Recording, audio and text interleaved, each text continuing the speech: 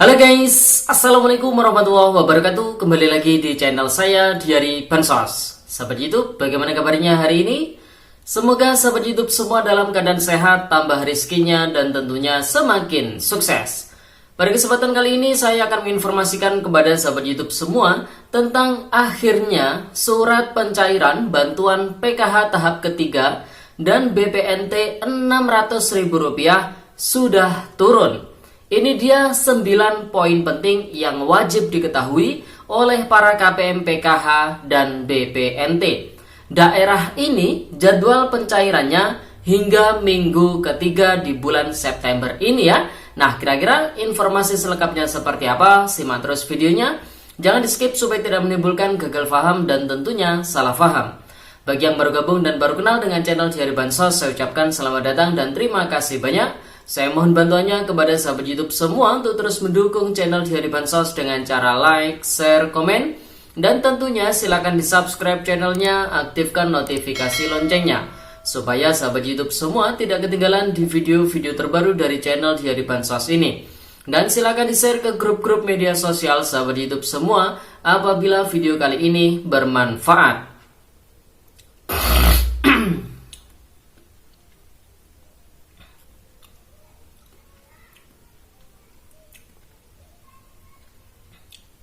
Oke sahabat YouTube, langsung saja saya akan melanjutkan informasinya tentang akhirnya surat pencairan bantuan PKH tahap ketiga dan BPNT Rp600.000 sudah turun. Ini dia 9 poin penting yang wajib diketahui oleh para KPM PKH dan BPNT. Daerah ini jadwal pencairannya hingga minggu ketiga bulan September tahun 2023 ini. Nah, kira-kira informasi selengkapnya seperti apa? Simak terus videonya. Nah, sahabat YouTube, perlu diketahui oleh sahabat YouTube semua, bantuan BPNT dicairkan ada 2 mekanisme. Yang pertama lewat kartu KKS atau Himbara dan BSI. Ini dicairkan setiap 2 bulan sekali, artinya bantuan yang diterima adalah Rp400.000.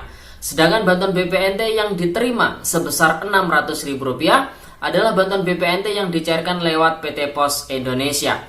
Nah, sesuai thumbnail yang saya tampilkan pada video kali ini terkait dengan pencairan bantuan BPNT Rp600.000 dan PKH tahap ketiga merupakan bantuan yang dicairkan lewat PT Pos Indonesia, di mana para keluarga penerima manfaat di seluruh Indonesia yang kebetulan dicairkan lewat PT Pos Indonesia tentu sedang menanti-nanti terkait dengan kapan bantuan PKH dan BPNT-nya dicairkan lewat PT Pos Indonesia.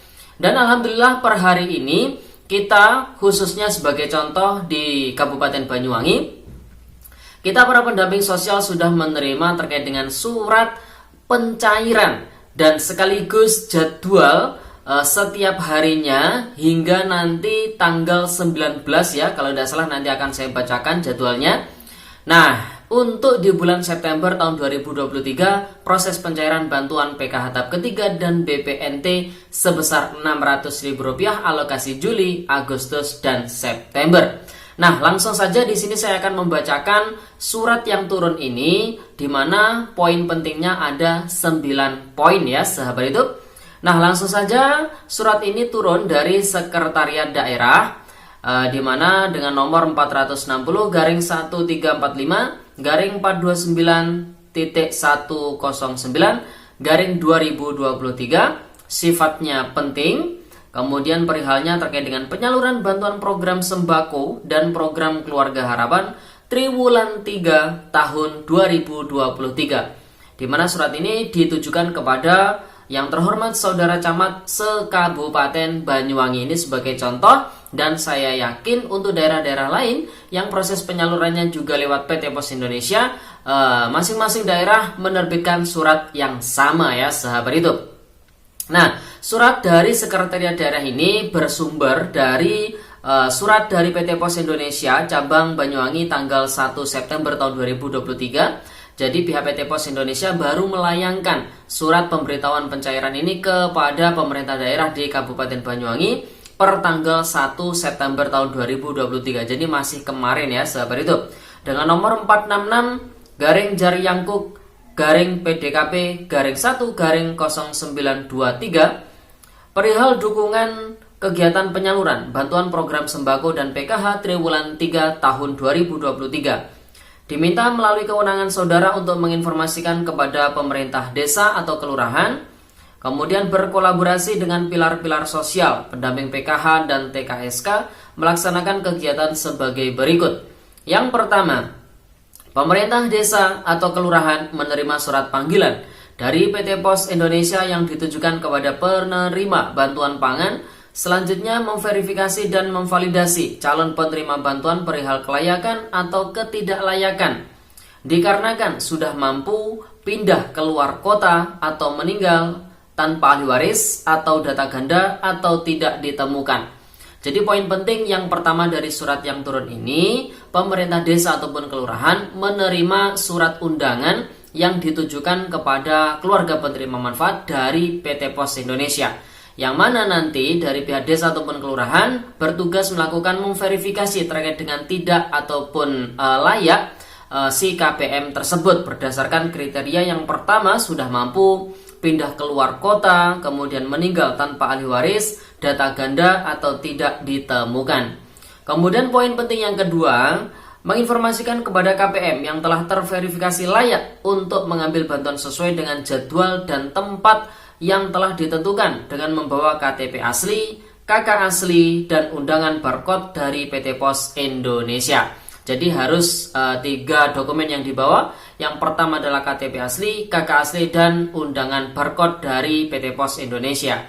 Kemudian poin penting yang ketiga, bagi KPM yang tidak dapat hadir secara langsung dapat diwakilkan kepada anggota keluarga yang namanya tercantum dalam satu kartu keluarga dan wajib menunjukkan asli KTP dan KK kepada petugas. Jadi bagi yang si pengurus ataupun si penerima ini tidak bisa hadir, maka bisa diwakilkan anggota keluarga lainnya yang namanya tercantum dalam kartu keluarga si penerima.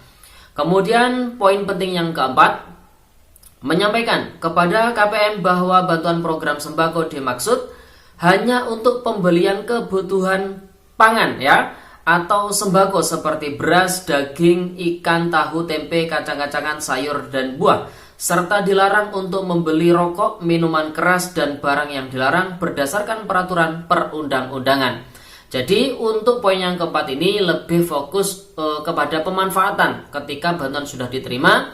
Apabila si KPM menerima bantuan BPNT maka ditujukan ataupun dialokasikan untuk memenuhi kebutuhan pokok seperti karbohidrat, protein hewani, nabati, vitamin, dan juga mineral. Sedangkan bagi yang menerima bantuan PKH lebih fokus digunakan untuk memenuhi kebutuhan dasar pendidikan, kesehatan, maupun kesejahteraan sosial sesuai dengan komponen masing-masing yang dimiliki oleh si KPM. Kemudian poin penting yang kelima, nah ini sampai di garis tebal ya, atau ditulis dengan huruf tebal, menginformasikan kepada KPM bahwa bantuan bisa dibelanjakan di mana saja secara tunai tanpa adanya pengarahan, pemotongan, besaran nilai bantuan, dan atau intervensi dari pihak manapun. Jadi ini poin penting yang sangat perlu diketahui oleh sahabat YouTube semua, bahwasanya KPM bebas belanja di warung manapun, di mana saja, secara tunai, tanpa adanya pengarahan, pemotongan besaran nilai bantuan, dan atau intervensi dari pihak manapun. Kemudian poin penting yang keenam, mengacu pada Surat Direktur Pemberdayaan Masyarakat Kementerian Sosial Republik Indonesia nomor 461-5.B.01.04-03-2023, serta untuk mencegah konflik kepentingan, maka perangkat desa atau kelurahan, saya ulangi, maka perangkat desa atau kelurahan, pendamping PKH, dan TKSK dilarang yang pertama mengarahkan, memberi ancaman, dan atau paksaan kepada KPM untuk yang pertama melakukan pembelanjaan di warung-warung atau toko tertentu. Yang berikutnya membeli bahan pangan tertentu di warung-warung atau toko tertentu, dan membeli bahan pangan dalam jumlah tertentu di warung, warung, atau toko tertentu. Kemudian dilarang juga menyimpan dan atau menggunakan KKS milik KPM. Kemudian dilarang membentuk ataupun mendirikan warung, warung, atau toko dengan tujuan sebagaimana dimaksud pada huruf A. Jadi sudah ada kong kali kong ataupun kerjasamanya ya. Kemudian yang terakhir ataupun yang keempat, menjadi pemasok bahan pangan di warung-warung atau toko dengan tujuan sebagaimana dimaksud pada huruf A tadi. Dan yang berikutnya, menerima imbalan dari pihak manapun, baik dalam bentuk uang maupun barang terkait dengan penyaluran bantuan program sembako dan program Keluarga Harapan triwulan 3 tahun 2023. Jadi sudah sangat jelas ya larangannya.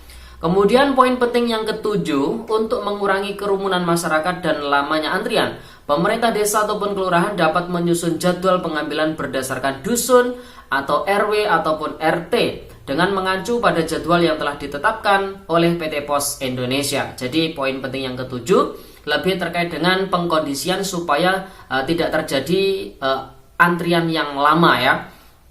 Kemudian poin penting yang ke-8, informasi lebih lanjut perihal terkait penyaluran bantuan sosial dapat menghubungi pihak PT Pos Indonesia terdekat. Kemudian yang terakhir, layanan pengaduan terkait dugaan penyimpangan penyaluran bantuan sosial dapat dilaporkan melalui nomor WhatsApp. Nah, ini sudah ada nomornya ya, namun tidak saya cantumkan karena kemungkinan ini antara daerah satu dengan daerah yang lain berbeda. Namun di sini bisa saya cantumkan saja ya. 081223330332. Ini atas nama PT Pos Indonesia. Kemudian comment centernya adalah 171 untuk Kementerian Sosial Republik Indonesia. Kemudian untuk wilayah Banyuwangi sendiri adalah 112 ya. Demikian untuk diperhatikan dan dilaksanakan Sekretariat Daerah Kabupaten Banyuwangi. Adapun untuk proses penjadwalannya mulai besok Senin di tanggal 4 September tahun 2023, ini khusus untuk kecamatan kota di Banyuwangi.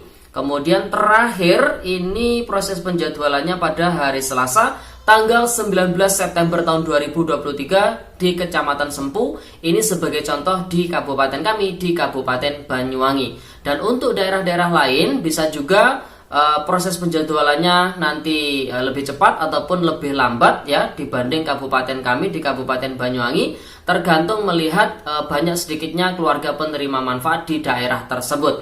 Yang jelas ini jadwalnya sudah ada. Dan untuk kecamatan wilayah kami sendiri di Kecamatan Moncar, ini ada di tanggal 12 September ya, pada hari Selasa tanggal 12 September tahun 2023. Jadi buat para keluarga penerima manfaat yang daerahnya proses penyalurannya lewat PT Pos Indonesia, siap-siap saja menerima surat undangan dari pihak desa ataupun kelurahan, karena surat undangannya diserahkan ke pihak desa ataupun kelurahan oleh PT Pos Indonesia ya sahabat itu. Oke, itu informasi yang bisa saya sampaikan pada video kali ini. Semoga videonya bermanfaat dan sampai jumpa di video dari Bansos terbaru berikutnya. Sekian, terima kasih. Salam PKH. Wassalamualaikum warahmatullahi wabarakatuh.